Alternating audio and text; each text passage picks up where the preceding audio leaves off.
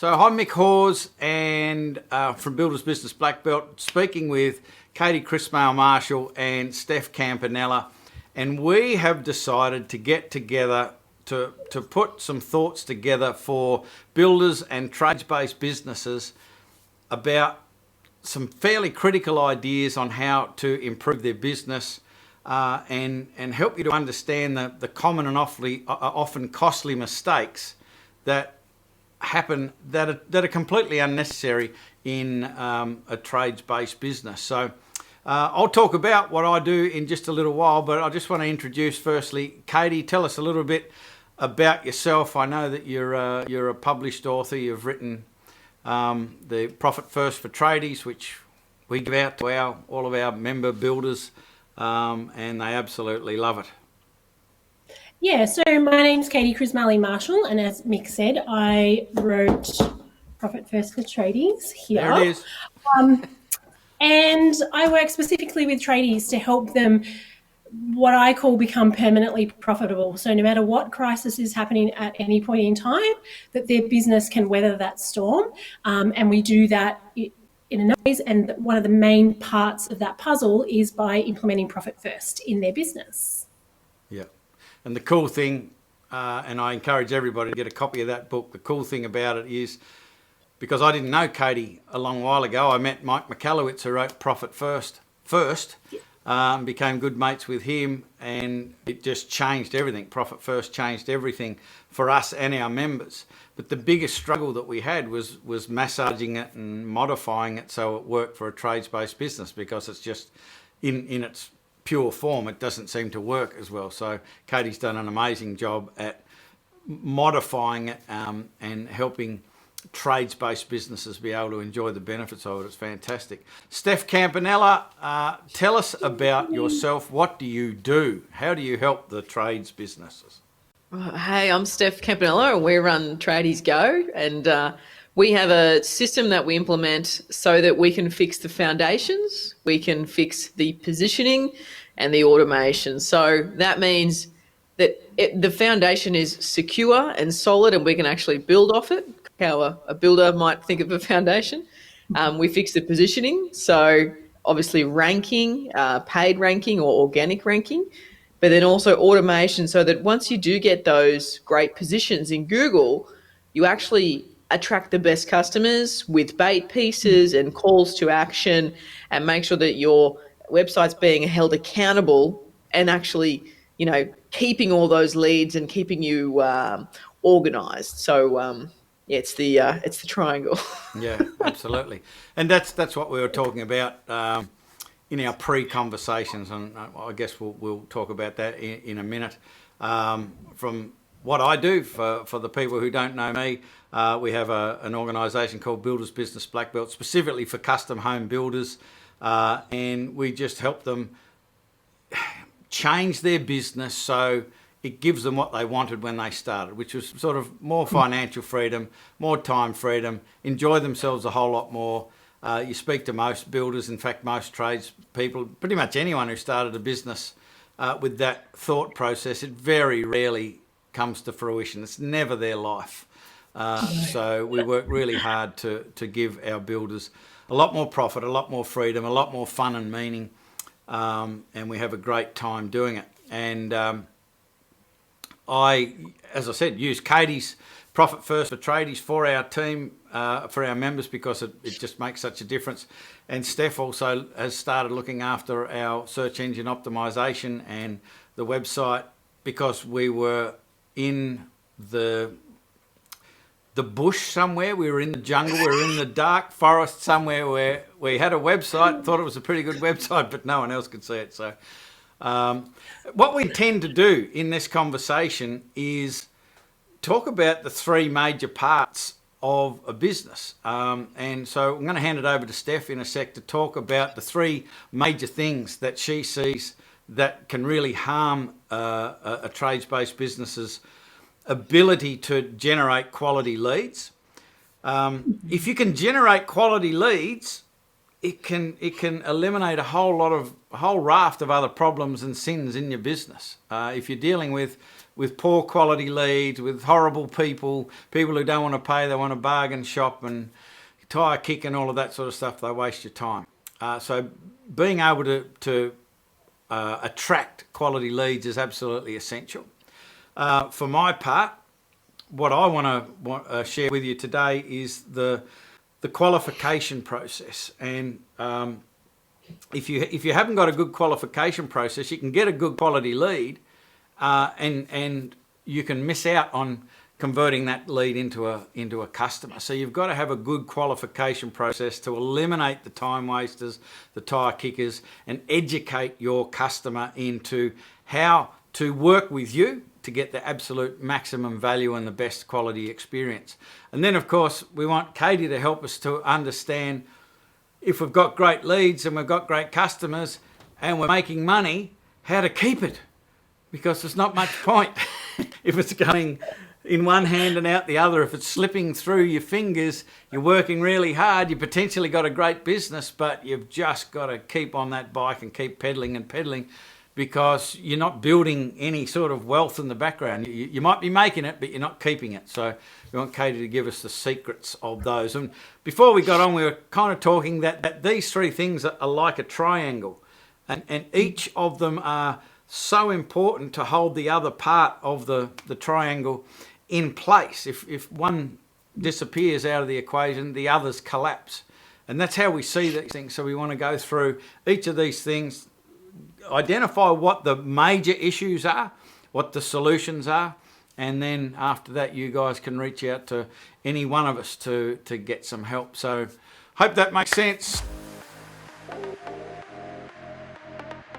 The big three is visibility. Like, you either have no visibility and no one can see you online, so therefore you're not going to generate any work, and it's all going to be word of mouth, and you have no control over your lead gen. Like, you're just waiting for someone else to just basically turn up in your business. Whereas if you've got visibility and you've got control, it's kind of like having a tap that you can turn on and off depending on how, your foreseeable, quote, are you 6 months in advance in terms of projects that are all booked in, or actually do you have no idea what's coming up? So visibility is really important, because not just about being online and generating, word of mouth. I mean, I always feel like when it's just word of mouth leads, it's kind of like you just got to take them, because who knows when the next lead is coming in? You have no control. So the first thing is visibility, and actually being seen online and being understood. Your website could have a mess of messages, and there's no clarity as to what even you do. Not just visibility in general, but it's also is your message actually clear? So visibility is really important. And we tend to do that with bait pieces and big calls to action, and making sure that all the functions are all pushing someone to take action and lead them the path that you want them to go to, not that just let them go. The second big thing is that a lot of trade and builders spend a lot of time on social media. In a time of need, they just post more content and just hope for the best. And again, like, there's no process to that. You have no idea if it's even working. You're just kind of posting and you're more busy. So it feels like something's going to happen. But again, if you actually focus on set activities, you can drive more interest and drive stronger lead gen. So that's something that I see very often. The last one here is emailing customers. So if you've got no lead and you are not ranked yet, and you're not willing to pay for pay per click, which is completely fine, no Google ads or no Facebook ads, then have you got an email database? Because of all our trades, when they come with us, there is like some minute percentage that is actually doing email marketing. And it's I mean, email is gold. I think it's like the oldest trick in the book, but no one does it because they think, oh, there's all these new social media things. Like that's what's working. It's like, no, the best marketing tools are the ones that you actually use. So yeah, I can't stress that email is the most undervalued tool in the marketing space there.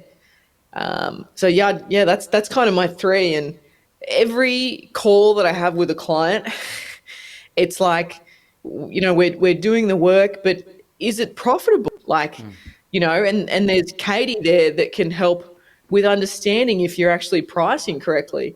And then we send all these leads, and then the customer might not be answering the phone properly. And it's an onboarding and sales conversation, and where Mick comes in. So yeah, I was so we're kind of like the partners, I guess you could say. It's like you kind of need all three to do it properly, Yeah. because I think Mick put this together perfectly. Like, you can have great finance and a great sales system, but you've got no leads, or you can have great lead gen and you pricing is great, but you don't know how to talk to a customer. And yeah, so really good sort of little triangle of thoughts we've got here. Yeah, you've got to have all three. I mean, it's just the way the structure works. And to me, it's like to get to bore down into a little bit more depth about what you just talked about. I think what you'll see is many trades-based businesses do random acts of marketing rather than it being structured. So there are all of these things, links to the chain, but none of them are connected together. So in and of themselves, they're probably good marketing pieces, but they don't lead anywhere because the chain is broken. So it's great to have someone like Steph to look after that. Also, I think what you're saying with that email database is many businesses tend to have their database on a social platform. So they've got all the people on their Facebook page liking them, or in a Facebook group as a member or whatever. Facebook changed the rules quite quickly. If you hadn't noticed, anything could happen at any tick of the clock. You've got to have your people in your database, so no matter what the flavour of the month with the social platforms is, you've still got contact and you can go, hey, let's jump over onto this other platform now, and that sort of stuff. So great things to watch out for from Steph. And while you're listening to this video, think for yourself as to what if any of those things are you doing correctly or not, and do you want to reach out to get some help with that. Now, I've been in and around marketing for a long time, and I had to engage Steph to help me get my shit together. Like, the owners of trades-based business, you've already got a bloody job. You don't need another one. And you haven't got the time or the bandwidth. I consider myself fairly tech savvy, but when it comes to the changing landscape of Facebook and search engine optimization and Google and what have you, it's a full-time job. You've got to engage somebody who knows your industry and can help look after you. Once the lead has been attracted, one of the things that I do is for our guys is we create what's called the quality client pathway. It's a qualified process, and its primary function is to educate the customer on how to work with you, how to behave to get the best possible outcome for themselves as far as quality, value, and for the quality of the experience and the value for their investment. And the mistakes that I see builders and other trades-based businesses, because we've got some electricians and we've even got a building designer and shed builder and a few things outside building in the membership. So we get to peer inside their businesses as well. So the common mistakes generally are somebody who calls up on the phone or sends an email message in. They're instantly seen as an opportunity, as a lead, And off we go. We'll jump on the phone and we'll go out to see the site, and we'll gather all of the information, and in some cases spend 30, 40, 50 hours putting together a quote for a customer who had no intention of giving you the job, because they've already got a builder and they've just pretended to be a lead for you so they could get you to go and basically price check the quote that they've already got. It just grinds my gears that the people out there think that little of trades and builders, that they ask them to put hours and hours and hours, not only their time, but their expertise, their experience, their knowledge into something, and expect to pay absolutely nothing for it. So in Builders Business Black Belt, you know, free quotes are outlawed. We just do not allow our members to do it. They get paid for their proposals, and there is a process that you need to learn to be able to position yourself to get paid for your proposals. And every single builder who's done it wonders why they didn't ever do it before and will never go back. But the key to this, folks, is that you've got to flip the script. And this is the sort of thing that we teach our guys, is instead of you being up on stage, juggling the balls and eating fire, and the customer is down behind the judge's bench there, they're sitting there, you know, with their hands on the bench saying, well, show us what you've got. And you're juggling and doing all of this sort of thing. And then they'll go, well, maybe we'll put you through to the next round, or maybe not. We've got to flip that script. You put your prospects up on the stage and you ask them, show me what you've got. And because it's your business, you can decide whether you're going to let them into your business if they're appropriate to work with or not. But there's a couple of things you need to do. So some of the mistakes people make is anybody who could fog up a mirror is a prospect. Well, no, they're not. Just because they're breathing isn't qualification enough. You need to make sure that they're in the right place in the process. They are the right type of person for you. And so we create this qualified process that has a series of ever increasing hurdles, behavioural hurdles we call them, to get your prospect. And the hurdles are designed so the right type of person for you will have no problem in stepping over that hurdle. They will perform the action that you've asked them to perform, and they go to the next step. And then there's a slightly higher hurdle, and that goes 3 or 4 times before you open the door to your business. The people who aren't appropriate for your business, they will be like the horse that runs up to the jump and it stops, and they won't go any further, which is fantastic for you because you don't have to say no for a start, and they have behaved their way out of your process. So it saves you a whole lot of time, plus you don't end up with a nightmare client. And anyone who's been in the trades-based businesses for any more than 5 minutes will have had a nightmare client, thought it was a good idea at the time and wish they'd never laid eyes on them. And so this process can eliminate all of those people and even get a seemingly average prospect to turn into a really, really high quality customer for you, for your business. So we've got Steph to create the lead. They come knocking on the door, through the email, on the phone, into the office, however they do it.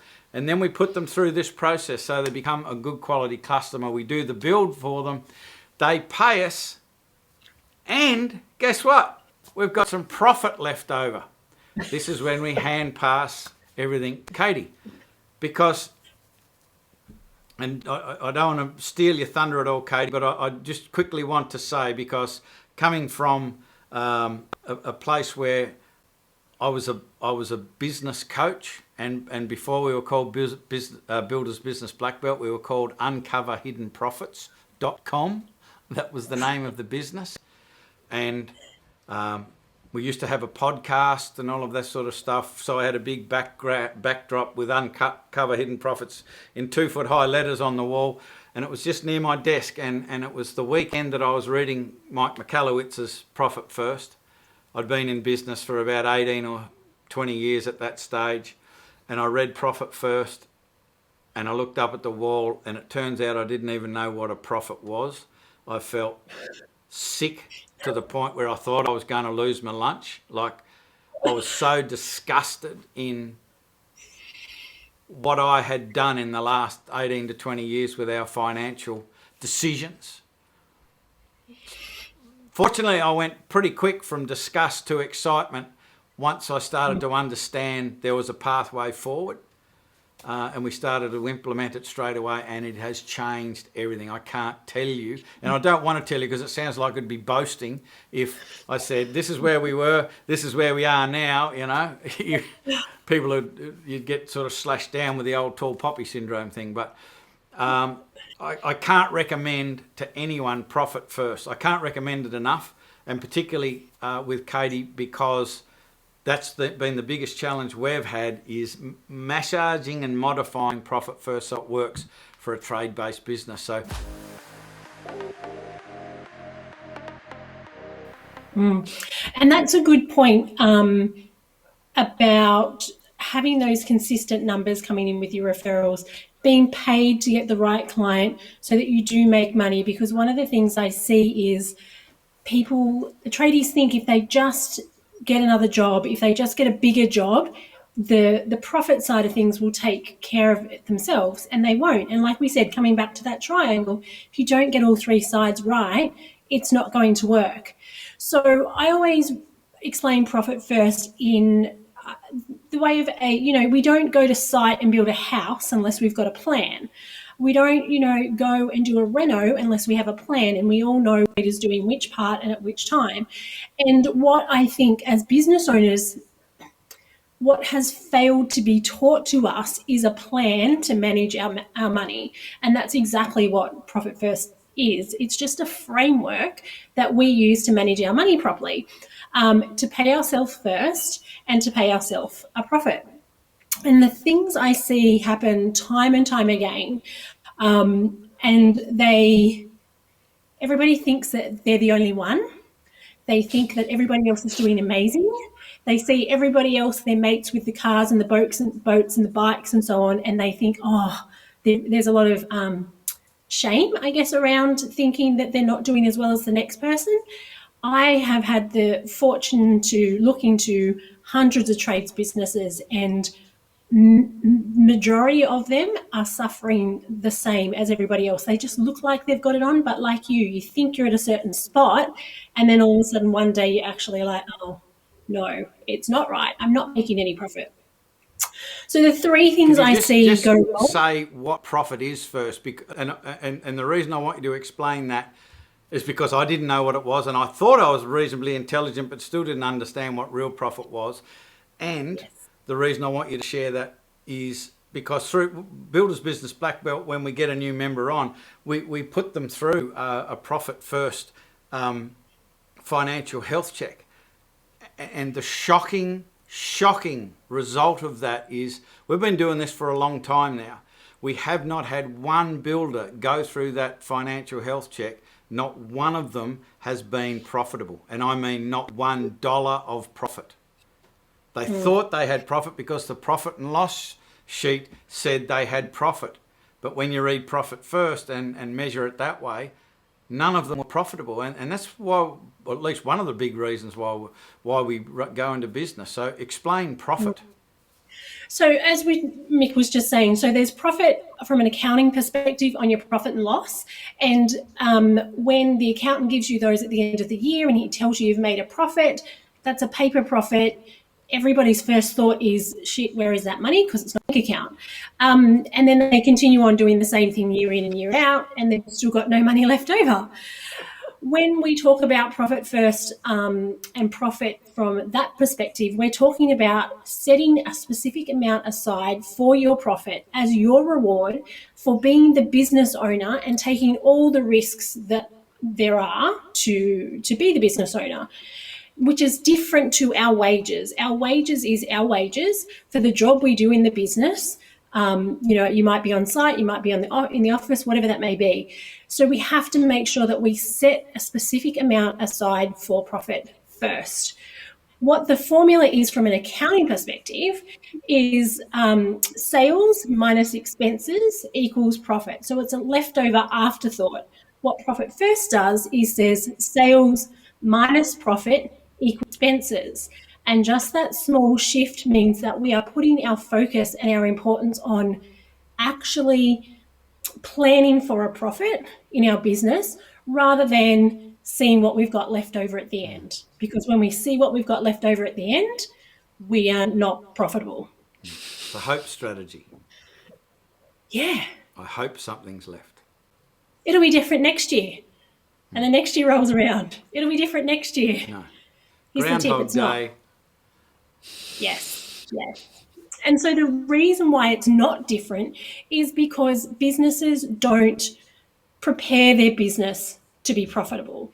I often hear, I wasn't very good at maths, it's not my thing, my bookkeeper takes care of that, I'm a bit behind. These reasons, as the business owner, we need to take responsibility for every part of our business. It doesn't mean that we have to do every step in our business. And what I find, particularly when it comes to the numbers, is that we put it last and then it doesn't happen.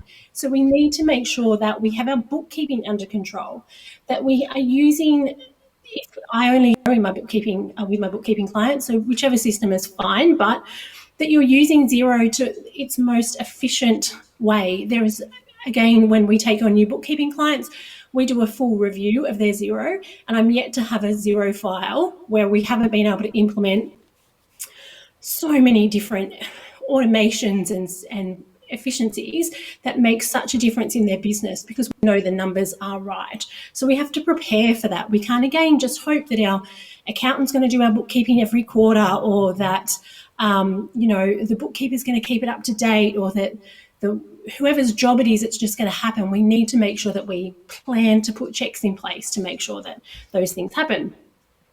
The second thing we need to do, we need to plan for our profit. So we need to know what our goals are, how we're going to get those goals. So like Steph was saying, word of mouth is great, but we can't plan for that. And if you can't plan the leads coming in, it makes it really difficult to plan for your profit, because it's going to be lumpy, it's going to be up and down, and you're going to not stick to the plan because you haven't started at step one and got those consistencies in there. So you have to plan for your profit with things like your marketing, with things like your proposals. You have to get those things in place. And then the final thing we do is we actually have to make and take our profit.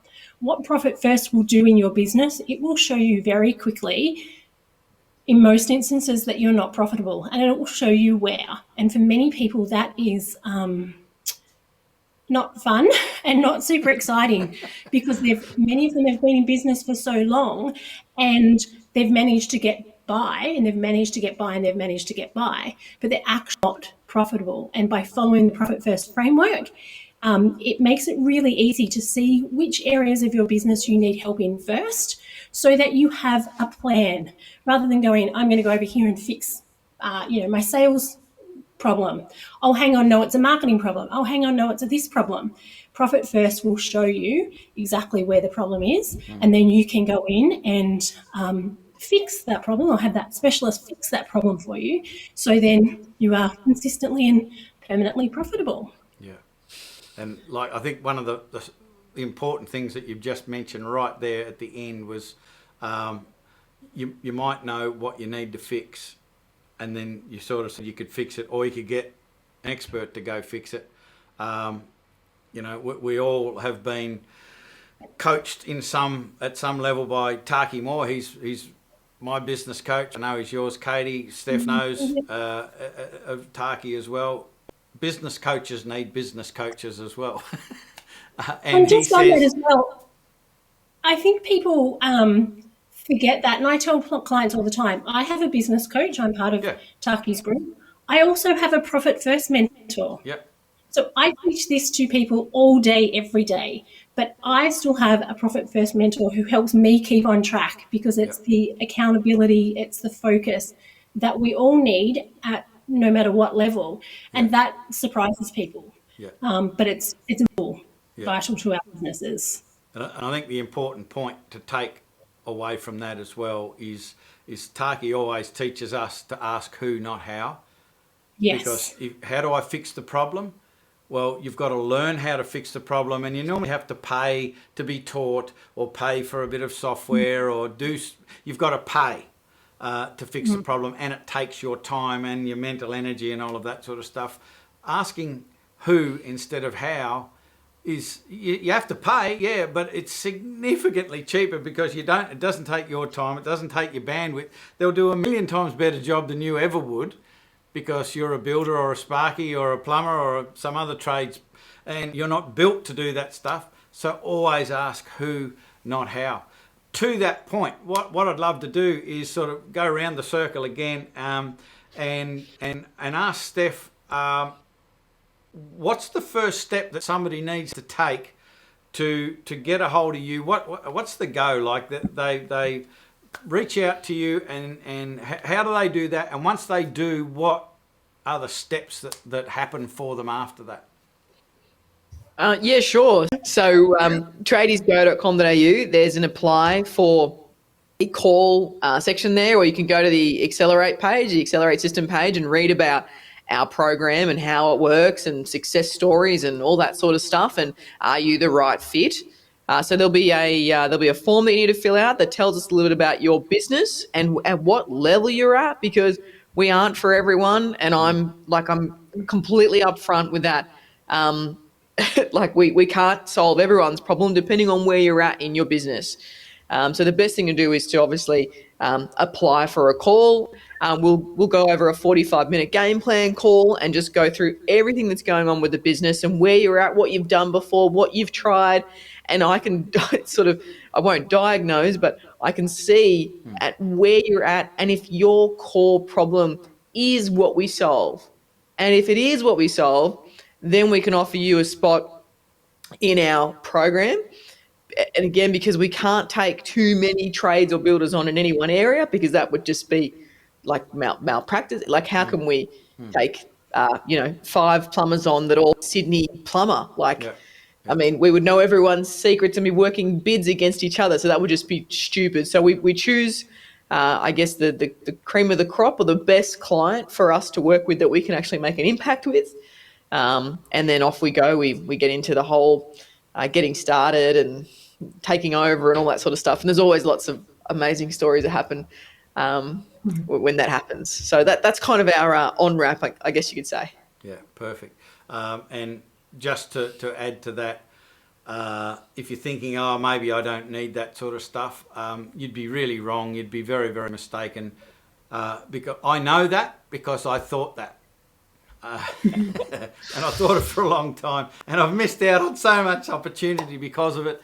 And you just need to be visible. You need to have a website that can be found, and there needs to be a pathway. When somebody reaches your website, there needs to be a logical, lubricated, no friction pathway to your business. And good luck trying to do that by yourself, because as I said, I'm fairly good with the tech, and I've failed dismally over the last 7 or 8 years. There's just too many moving parts, Mick.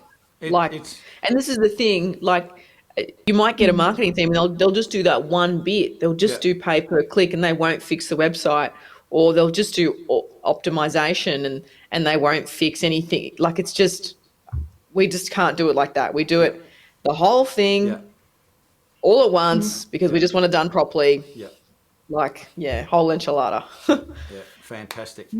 As far as we're concerned, you can reach out to us at buildersbusinessblackbelt.com.au. There's a call button there. Just like Steph said, we're not for everyone. It all depends where you are in your building journey. I suggest that we're best placed to help with builders who are established. So you've already got somewhat of a team, 2, 3, 4 people in your team member. You've been around, you've experienced the majority of problems in the building industry. We basically just jump on a call. Like, it's pretty much as simple as that. We learn a little bit about where you are, where you want to go. You learn all about how we do things. If that works, we'll talk about what the next step is. If it's not going to work, well, at least you know it's not going to work. No harm, no foul.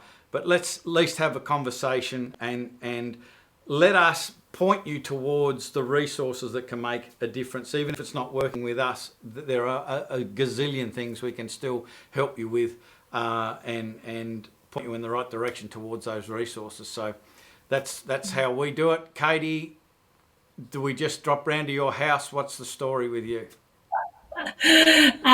No, you can't do that. If you like, Nick, it's a bit of a trouble for you. No, am I allowed in? Like, I'm not sure whether the borders Actually, are no. open. No, you're not. So my website, profitfirstfortradies.com.au, you can go there. You can purchase a copy of my book, is a good place to start. It's available on audio as well, if you prefer to listen. I wrote it specifically for tradies, so it is short, sharp, to the point. I've lost count of how many emails I've had from tradies who have said, I haven't picked up a book since primary school, and I was able to read it. So that's a good start, because again, like the others have said, we're not for everybody, and we do take a specific type of client on. So obviously the trade space is where we work, but you need to be ready and willing and open to do something differently, because what you've been doing is not working, and we only work with those who are ready to jump in and give Profit First a try full on. We don't work with anyone who's just going to do this or just going to do this part of it. All in, or as Mick said, there's plenty of other people and other resources I can share and refer you onto, because we choose to work with those who are ready to make a difference. You don't have to know how to do everything. You just have to have the right attitude for us. So and I can add weight to what Katie just said there, because before we met Katie, I'd been doing my best to teach Profit First to our members in a fairly poor way. And the one thing that I know for sure and certain is you either implement Profit First 100% or don't bother. Like 99% just won't cut it. It's got to be all or nothing, and that doesn't mean that it's hard. When you implement it, it starts to get easier. A raft of other problems disappear. You know, just being able to pay the BAS when it comes up is just one. Like, people go, "Whoa! I've never felt so good. I've got the money to pay the BAS." It's like, really? That's your highlight? So anyway, it's been terrific talking to you. I hope this has made sense to you, the viewer, that all of these three things are essential to be successful in your business. And you may already have one or two of those areas that are successful in your business, but your business overall isn't working the way you want. So who out of the three parts of the triangle here do you need to talk to? If you need to talk to all three of us, not sure how that would work, but you know, reach out, do it in alphabetical order or something. You know, see Katie first. But we're all here to help. We all support each other. We're all trying to help trades-based businesses achieve the same thing, which is to be able to what's that? The triangle. It's the triangle. It's our symbol. I thought you were doing this to me, that you're sending me love hearts or something. That's the triangle. But anyway, once we're finished yabbering, it'll come up on the screen, all of our contact details, and you'll be able to reach out to any of us, all of us, ask us questions. We're here to help. I hope this made sense. I hope you can see the value in making sure that these three pillars in your business are as solid as you can make them. All the rest is kind of refinement and sexiness, but you've got to have these three pillars built in a solid fashion in the first place. And I've just realised, folks, what we probably should have done is had this video sponsored by Specsavers. I just realised. So maybe we'll see if we can put an ad afterwards. We can still make that call, you know. So thank you, Katie. Thank you, Steph. I'm Mick Hawes. Thank you. It's been great. Yeah, thank you, Hopefully guys. we'll be talking to the viewer, the listener, real soon.